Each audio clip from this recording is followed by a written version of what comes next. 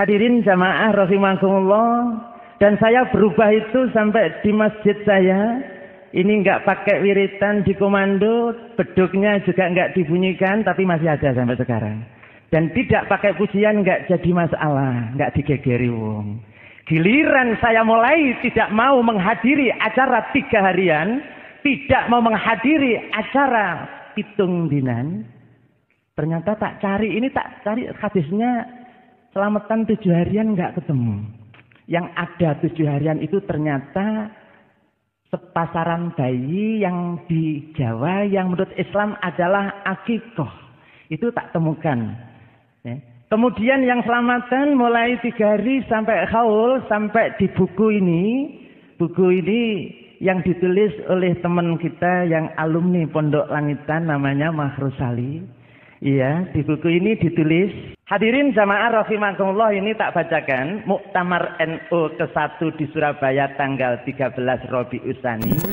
Bismillahirrahmanirrahim. Assalamualaikum warahmatullahi wabarakatuh. Bismillahirrahmanirrahim. Wassalatu wassalamu ala rasulillah amma ba'd. Sahabat muslim, beberapa waktu lalu geger khutbah Kiai Haji Marzuki Mustamar yang seolah-olah mengisyaratkan bahwa beliau concern terhadap bahaya bid'ah dan pentingnya menegakkan sunnah, sehingga menjadi ramailah channel-channel salafi mengapresiasi secara positif. Namun sampai hari ini ternyata bisa disimpulkan bahwa itu semua semacam prank saja. Oke, sahabat muslim, tidak perlu kecewa karena kali ini kami bawakan kisah hijrah asli yang mutunya tidak kaleng-kaleng, yaitu seorang pengurus NU atau Aswaja yang hijrah ke manhaj salaf.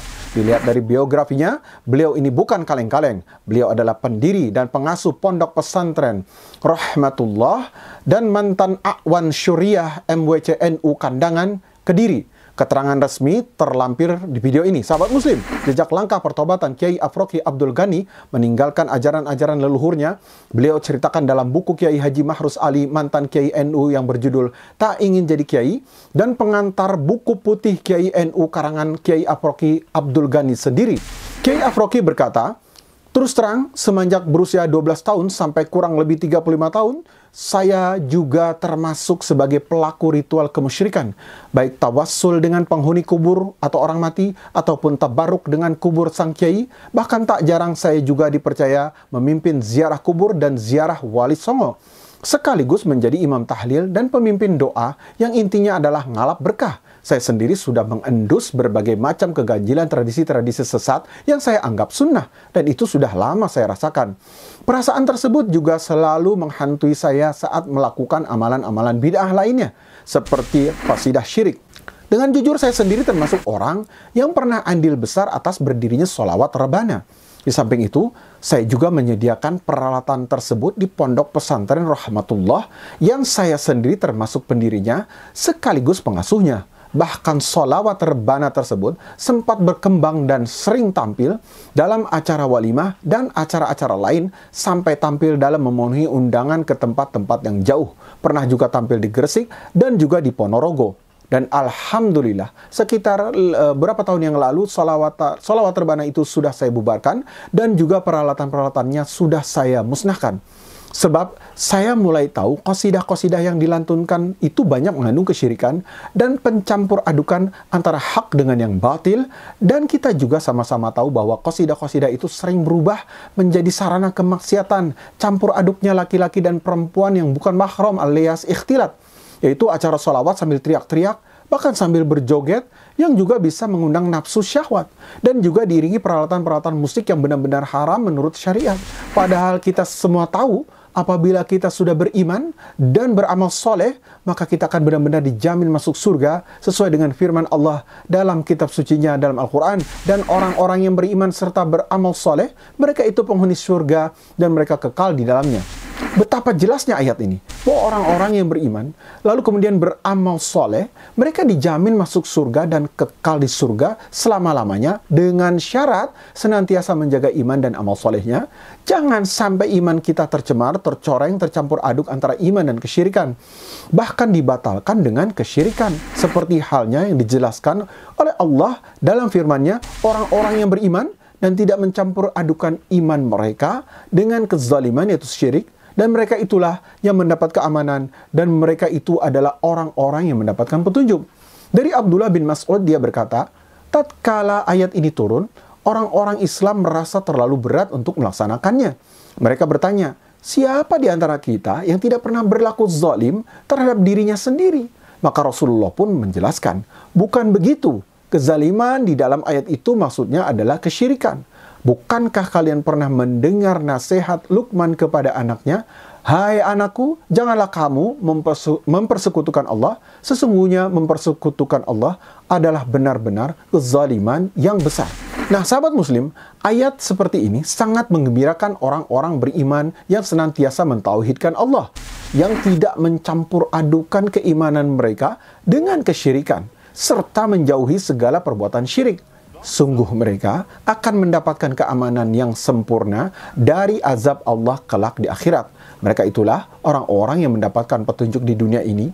Demikian pula kita harus menjaga amal soleh kita dari segala bentuk kebid'ahan, dan Allah telah melarang kita untuk mencampur adukan antara yang hak dengan yang batil. Dan kita juga dilarang menyembunyikan yang hak sebagaimana firman Allah, dan janganlah kamu mencampur adukan yang hak dengan yang batil. Dan janganlah kamu sembunyikan yang hak itu sedangkan kamu mengetahui. Nah, sahabat muslim, jelaslah bahwa pencampur adukan antara yang hak dengan yang batil benar-benar dilarang oleh Allah. Setelah Anda baca buku ini, insya Allah buku ini dan buku-buku para mantan Kiai Habib dan Ustadz NU dan Aswaja yang hijrah, benar-benar sangat gamblang dan jelas sekali dalam menjelaskan kesyirikan-kesyirikan yang sudah menjamur di tengah-tengah umat Islam yang berada di permukaan bumi, khususnya di Indonesia, yang akan membawa pelakunya masuk ke dalam neraka, bahkan akan kekal di dalamnya selama-lamanya kalau kedahuluan mati sebelum bertobat.